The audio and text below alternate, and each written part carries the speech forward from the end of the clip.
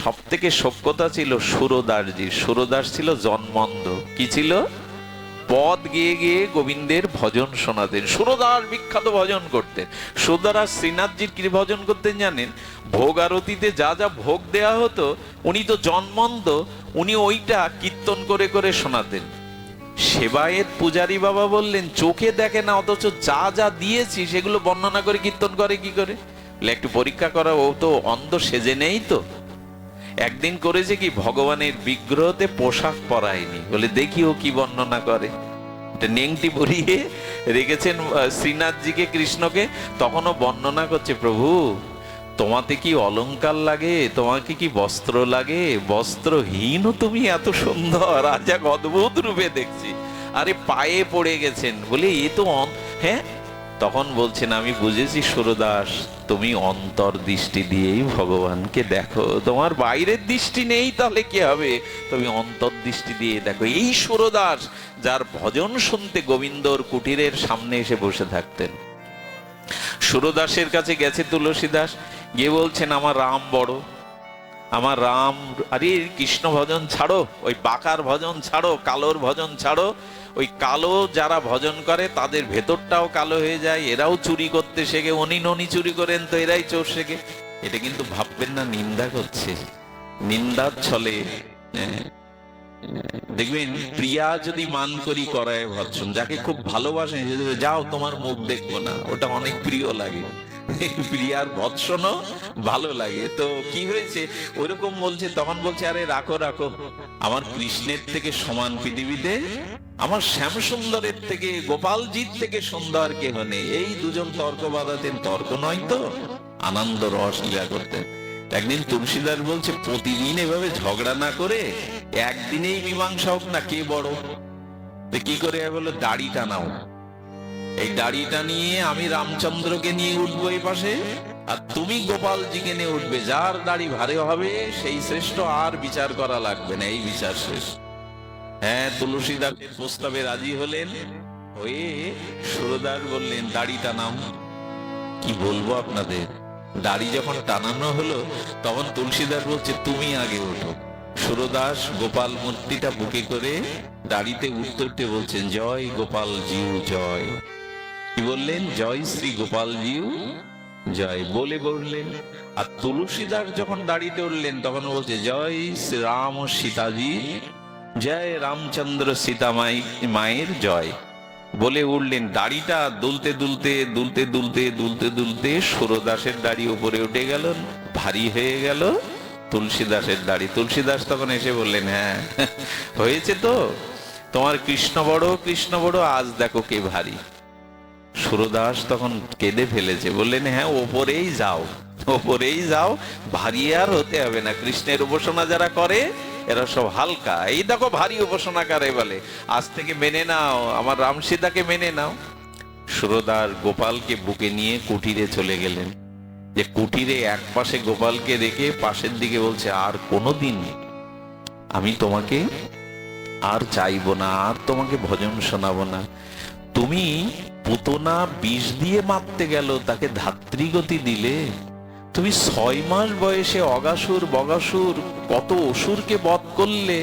হ্যাঁ, তুমি শরীরকে ভারী করে অরিষ্ট দানব কতকে বধ করলে, আর আমার বেলা একটু ভারী হয়ে দাড়ি নিচে দিতে পারলে না। না, সারাটা জীবন অন্ধ হয়ে ভালোবেসেছি, ওই বেলায় তুমি এত বল ধরতে পারো, আর এই বেলায় তুমি বল ধরতে পারো না। খবরদার আমার দিকে আর তাকাবে না আজ থেকে।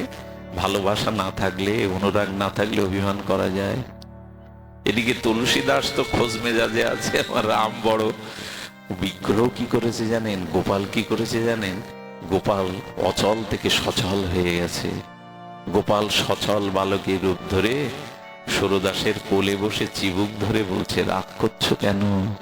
বলে, কোলে উঠবে না, আমাকে আর ডাকবে না, যাও কোল থেকে নেমে যাও। বলে, শোনো না আমার কথা, কেন হেরেছো শুনবে না? কেন তুমি যেতনি শুনবে না? কি বলতে চাও বলো। অভিমানের মধ্যে কোলে এসেছে তো, চিবুক ধরে বলছে, কেন রাগ করছো? আমাকে ফেলে দিলেই কি আমি চলে যাব তোমাকে ছেড়ে? বলে, কেন? তখন বলছে, আচ্ছা 3 বড় না 2 বড়? কি বড়? সংখ্যা 3 বড় না 2 বড়? তখন বলছে, দেখো তুমি দাড়িতে ওঠার সময় কি বলেছিলে, জয় গোপাল জিউ জয়।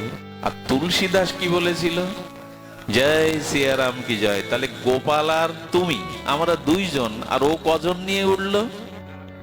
ভারী তো ওদিকেই হবে, তুমি রাগ করছো কেন? আরে মানে দেখাচ্ছেন আমরা যারা গৌড়ীয় বৈষ্ণব তারা রাধারানীকে বাদ দিয়ে যেন এক গোপালজিও কেউ বুকে না নেই, তাহলে উপরে উঠে যেতে হবে, হেরে যেতে হবে। রাধারানীর সাথে না থাকলে সুখ বলে আমার কৃষ্ণ মদন মোহন, সারি বললেন আর মদন মোহন আমার রায় বামে যতক্ষণ। বললেন ভুল তো তুমি করেছো, তুমি গোপালজি বলে দাড়িতে উঠেছো, জয় সিয়ারাম সীতাকে সাথে নিয়ে উঠেছে, তো তিনজন তো ভারী হবে। তখন বলি এই বুদ্ধিটা তো আগে আসেনি। তখন ও আবার গোপালকে কোলে নিয়ে বলছে, তুলসীদাস আবার দাড়ি টানাও। বলে আর দাড়ি টানাবো না, বিচার তো হয়ে গেছে, ফলাফল তো এসে গেছে। বলে না একবারে হয় না, আবার দাড়ি টানাও। যখন বলছে তুমি টানাবে না আমি লোক ডেকে টানাবো, বলে আবার পরীক্ষা দিতে? বলে হ্যাঁ আবার দিতে হবে। তুলসীদাস বুকে জড়িয়ে ধরে বললেন, যুক্তি তর্ক দিয়ে কে পাঠিয়েছে আমি সব এখানে বসে শুনেছি। তোমার রাম আমার কৃষ্ণ আলাদা নয় গো, আমি শুনতে পেয়েছি গো। তোমাকে যে যুক্তি দিয়ে পাঠিয়েছে এসো, কেউ আলাদা নয়।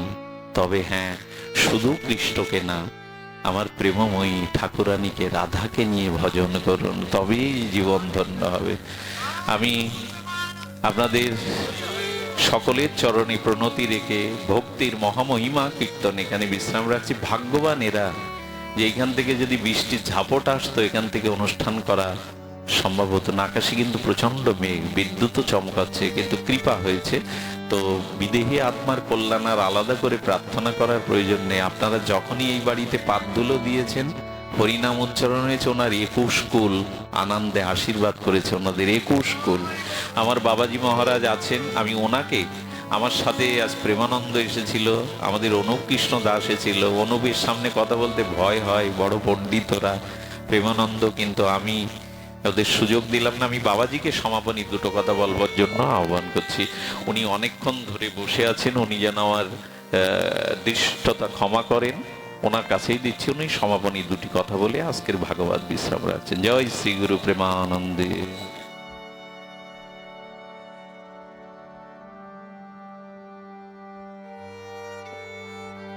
वन्देऽहं श्रीगुरु श्रीयुतपदकमलं श्रीगुरून् वैष्णवांश श्रीरूपां साग्रजातं सहगणरघुनाथं नेतं तं सजीवं साद्वैतं सवधूतं परिजनसहितं कृष्णचैतन्यदेवं श्री राधा कृष्ण पदा सहगण ललिता श्री विशाखान्वितांश ॐ अज्ञानतिमिरन्धस्य ज्ञानाञ्जनशलाकया चक्षुरुन्मीलितं येन तस्मै श्रीगुरवे नमः।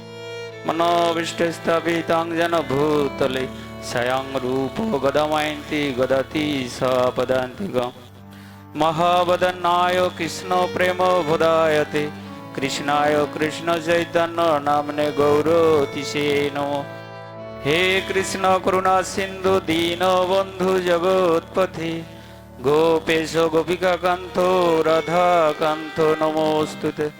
तप्त कांचन गौरांगी राधे वृंदावनेश्वरी विश्वानुसुते देवी प्रणामे हरि प्रिये। जयतां श्रुतोपमन्दिर मतेर गति मत्सर्वस्व पदाम्बुजो राधा मदन मोहन दिव्य कल्पतरु रुद्र माधव सीमान रत्नगर निसिंहस्तु नमो। लीलाचल निवास नित्याय परमात्मने बलभद्र सुभद्रभं जगन्नायतति नमो। वृंदाय तुलसी देवाय प्रियाय केशवश कृष्ण भक्ति पददेवी सत्यवत्ताय नमो नमो।